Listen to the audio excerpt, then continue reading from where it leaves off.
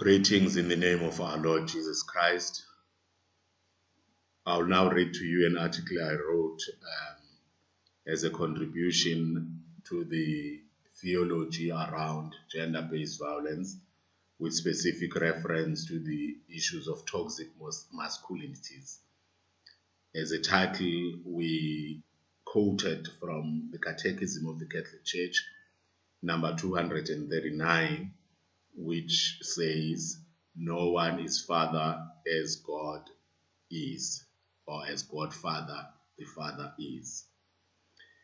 It took me a very long time to realize that in our worship, we have no feast dedicated to God the Father specifically. Even browsing through the internet, I realized that there was no popular devotion to Him specifically, save for a few odd prayers and maybe a litany there labeled for private use.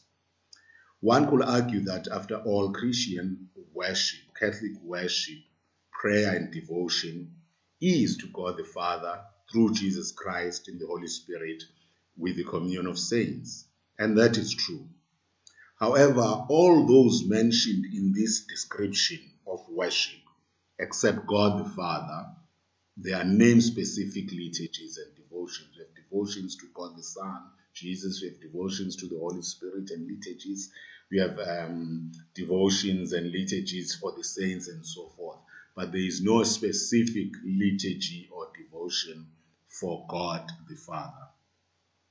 The full rendition of the maxim lex orandi, lex credendi, which means the law of worship is the law of belief.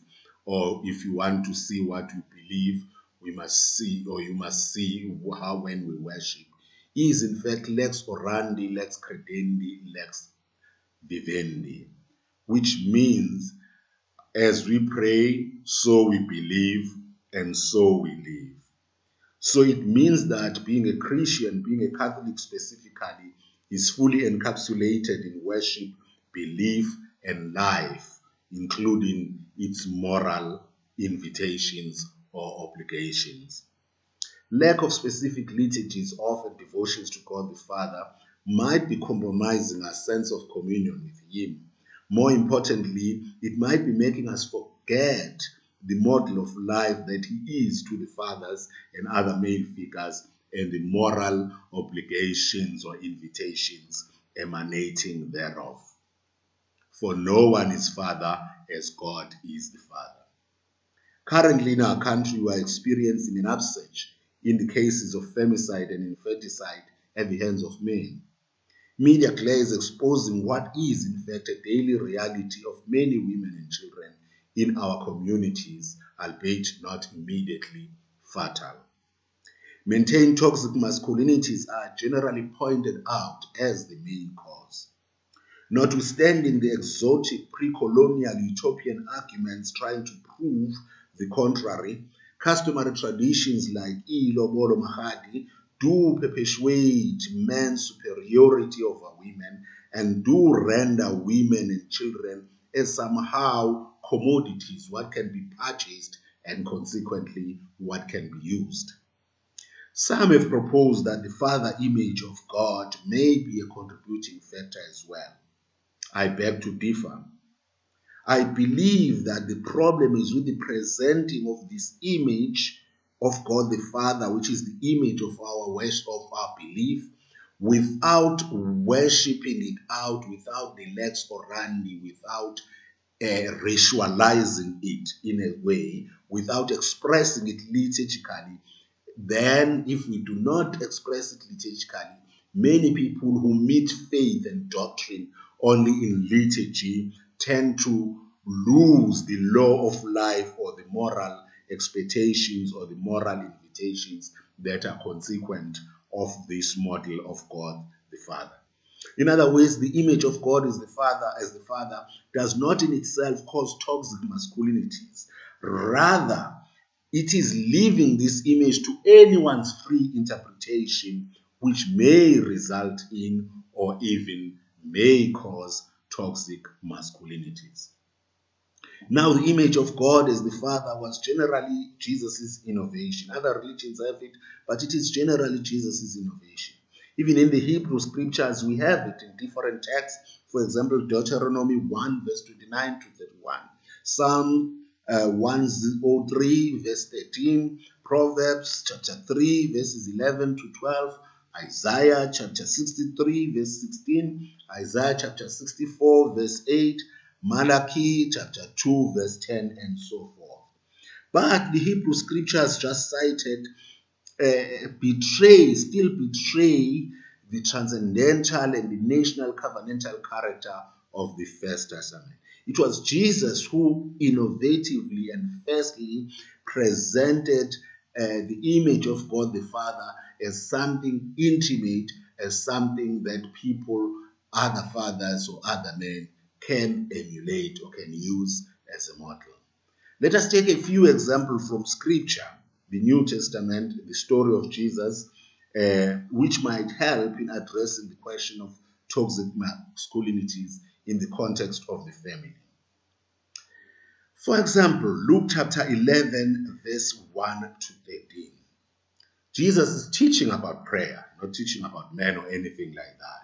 But from teaching about prayer, we can derive many principles or many positive images of God the Father, positive models of God as the Father.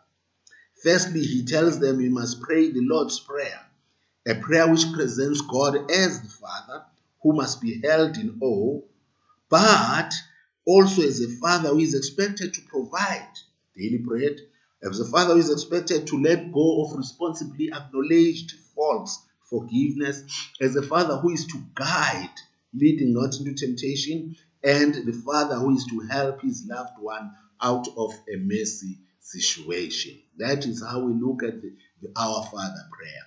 And this is the image most children hold their fathers in awe, but they expect this kind of provisions from their father, forgiveness, understanding, and so forth and so forth. In verse 3 of Luke 11, we read in that parable of